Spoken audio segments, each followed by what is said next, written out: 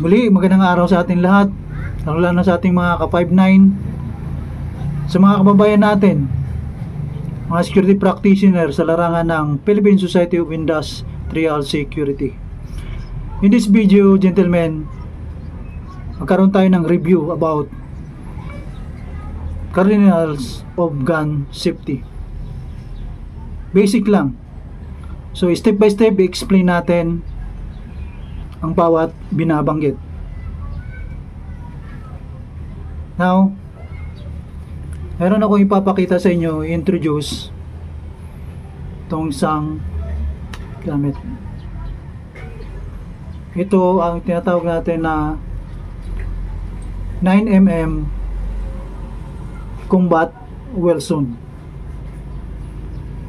So i-share ko sa inyo, tuturo ang mga bawat pangalan ng parte. Una, ito tinatawag natin na nozzle. Meron siyang front sight at meron ding rear sight. Meron siyang trigger guard at ang trigger. Meron siyang hammer na siyang pumapalo dun sa firing pin para tumama dun sa live animations. Nagresulting ito para in the process of explosion, pumutok. Ito naman ang grip or handle. Ito naman ang tinatawag natin na push button magazine release, at ito naman yung safety. Okay, now ito natin, push muna natin yung para ma-release ang magazine. Release ng magazine, i-check natin yung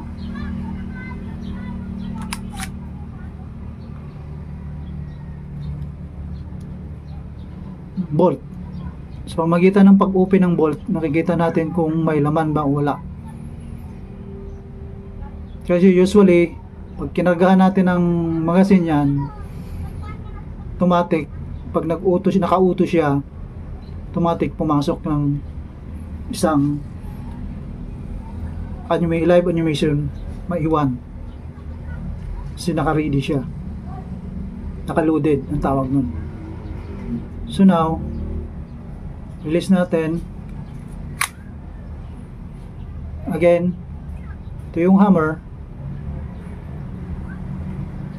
ito yung pumalo sa firing pin, ito ilalim, ito yung firing pin naman, yun yung tutusok tama doon sa middle of the animations para magkaroon siya ng process of explosion,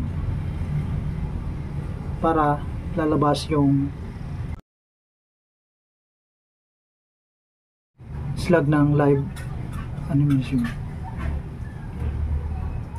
Tingnan ba natin mga ka-59, basic safety.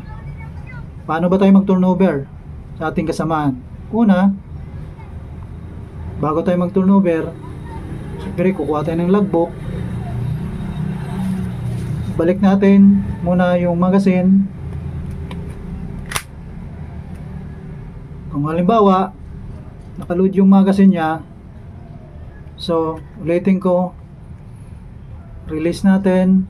Ito yung release button, pindutin mo lang, then lalabas yung magazine. Then lagay mo na yung magazine at i-open bolt. Pamagitan ng pag-open bolt, makikita natin kung may laman o wala. Kasi normally, pag open bolt mo yan, tatalsik yung live animation na naiwan. O kung nakaloaded siya. Kung nakaloaded. Kung may live ammo siya. So now, nakita na natin. Release. Then, yung safety. Ito yung safety. Yan. Para hindi niyan makakalabit. So wala na tayong nakitang live na bala, wala na magazine. Siyempre nakita na natin yung bolt nya, wala ring laman. Saka mo na ngayon ilapag. Paglapag mo na yan, ito yung magazine. Lahat ng loaded na animation, tatanggalin mo yan, bilangin mo lahat, then lagay sa misa para dun sa proper turnover magazine. Nakalapag sila lahat, then sabihin mo ito yung live animation natin na 6 piraso, walang labis, walang kulang yan. So, ganun lang sa mga kabady. Ano naman yung mga kabady natin, intindihan naman natin. Kaya lang, yung explanation lang natin, parang gawin lang natin napaka-basic sa ngayon. Dahil sa mga ibang ka-5-9 natin, alam na nila yan. Inaano ko lang, dahil meron tayong mga ka-5-9 na hindi dumaan ng proper training, sigurado ako yun. Hindi dumaan ng proper training, na at least, sa ganitong video, mayroon din silang mapupulot na mga idea. Now, let's go to basic 4 cardinals of gun safety, gentlemen. Una, treat all firearms as though it is loaded. Ibig sabihin nito, lagi natin isipin o intindihin na bawat firearms na kalapag, kung makakita man tayo ng mga firearms o mag-turnover, na it is loaded, para lamang hindi natin ito basta-basta nalang kunin o paglaruan. Yan ang pinaka-basic para lang magkakaroon tayo ng safety at makakaiwas tayo doon sa tinatawag nating accidental firing. Okay? Number 2 is never point firearms at anything you don't intend to shoot. Like for example, ito yung firearms natin, firearm issued 9mm sa inyo, bawat post assignment ninyo. Huwag tayong tutok ng tutok kahit saan nasaan mga bagay, dahil baka makalabit natin ito, hindi nakasafety, at kahit tayo makakatutok-tutok ng matigas na bagay, magkakaroon ng backfire yan pag pumutok. At hindi lang, maaring magkakaroon pa tayo ng collateral damage. Maaring bagay, hayop o tao ang tamaan. Maliwanag, gentlemen. Basic lang na explanation. Number 3, ito yung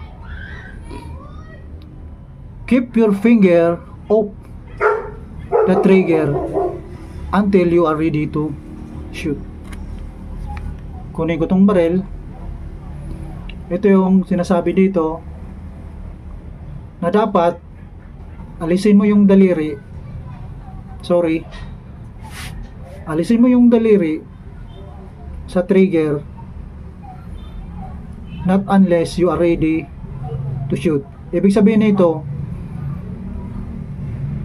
nandito pa lang sa labas, ito yung proper.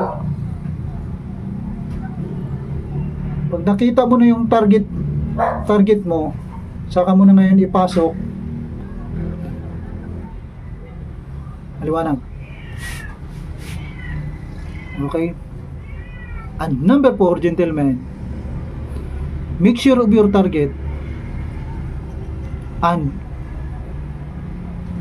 alamin mo what is surround it or beyond it. Napakalaga ito. Dahil once na natapurma ka na, then may doubt ka, huwag mong iputok. Pero kung nasiguro mo kung anong matatamaan mo yung target, dahil ang safety measures dito, gentlemen, isipin natin, hindi mo matamaan ang iyong target, maaring ang iyong live ammunition, ang slugs, katama o ito'y mag-strike sa isang tao o hayop o magkakaroon ng collateral damage. Maliwanag, gentlemen. Kaya sa firing range, nakikita natin, dahil secure yung area, ano nakapaligid, putok na lang ng putok kahit hindi tatamaan, sigurado. Pero pagdating sa actual encounter, huwag mong gawin para iwas problema. Maliwanag. Napaka-basic lang naman ang ibig ko sabihin eh. Pero kung sigurado kayo, dumaan kayo ng pistol expert course, meron naman yan,